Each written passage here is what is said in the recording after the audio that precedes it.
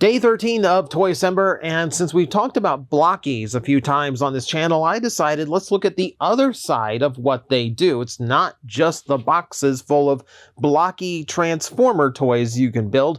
They do proper mini-pla kits as well. So we're going to take a look at Mirage from their classic class line of figures. And like as said, this works like a model kit. It comes on sprues. You are breaking it down in order to build the whole thing yourself. And the result is very different from the Blokees that we get for the standards. So for starters, I'll bring in Ratchet here as an example. So Mirage is a little bit taller, but if I had, say, Optimus Prime or Scourge here on the table, they would be even taller still. There is a little bit of a sense of scale to the actual Blokees kits.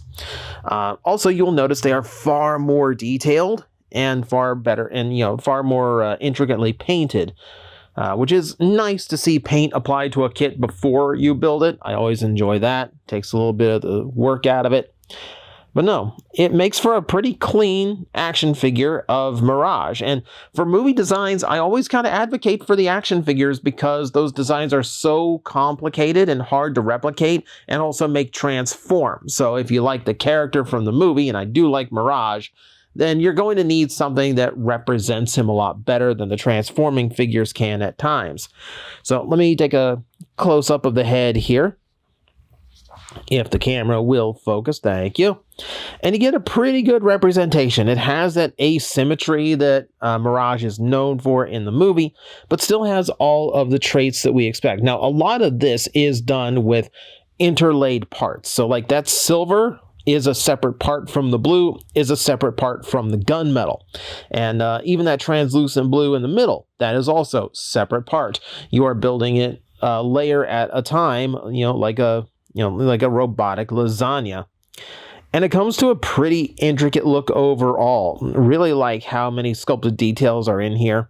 Like those little hits of paint here and there to kind of convey the car aspect of the toy as well. You get the fake wheels for that as well. More wheels on the back. Yeah, it's just fairly well done. He looks the part. He looks very, very nice. Now, internally, there's only one piece that these share with the normal Blokees we've reviewed on this channel, and that is the center torso. But that said, there is a difference on this one. This lights up. Admittedly, hard to see on my camera with the lights on, but if we bring it up close, then you can see it in the chest, in the eyes, and in the crest on the helmet. All aglow, which is really, really neat to see. Yes, you turn it on by flicking it. Don't ask me how it works.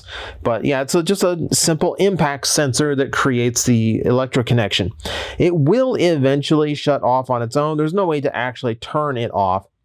You just have to wait it out. So yeah, it's a cool little gimmick to throw into a tiny little kit like this. Obviously, this is designed for articulation, so we can take a look at a ball-jointed head that works all the way around, 360 degrees, and a tilt up and down. Ball joints in the shoulders, so full range there. Bicep rotation works. Elbows are a little bit beyond 90 degrees. These are the same elbow-knee joints as the standard Blokees, by the way. Ball joints in the wrists for movement there. Waist articulation, 360. Really good range of motion in the ball jointed hips. The knees work to the 90 degree, and then the ball joints in the ankles as well. Got a lot going on. Now you've noticed I have both a standard hand for holding a weapon and a splayed hand. And you can have that, or the hands do pop off. And aside from those two options, which they do have both fists and both hands, you also have the cool pose hand, because it's Mirage, so you got to have a cool pose hand. And he's got two of those as well. So 6 hands total on the figure, which is nice to see. Also, let's just pop on the ball joint. Now let's see. He also has the arm cannon. Now for this, you got to pull this arm off without taking the elbow from it. And then just pop that on, and now he has the arm cannon. Yep. Very, very nicely done. And just like everything else, like it's built with multiple parts, so you get the colors correct and everything. So that gives you a little bit of accessory play along with everything else. So he's already got a bunch going on. And then we get to the display base. And the display base has these nice digital effect parts that are removable, so you can switch them out if you want to. And then on the top you have the stickers, which represent the Rise of the Beast emblems and design work. And then a little shot of Mirage there in the bottom right, though that does seem to be his battle masked face that I don't even remember in the movie. Point being, he does have the display base that lets you give him a nice stable pose wherever he might end up in your collection or on your desk. The bases are connectable, so if you have a bunch of these, you can make a nice solid display out of all of them. And that pretty much does it. So yeah, these kits, they're not too expensive for what they are. They are fun, quick little build. It'll take you like half an hour to put one of these together.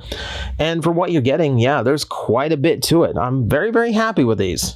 I'm hoping that they do more for like a wider range of characters. And I do know Blokees does larger kits and larger characters, but this is a nice, like, simple mini-pla desktop size style.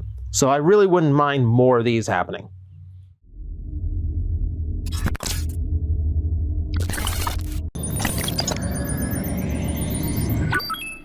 Analysis complete. Adapting translators to local language.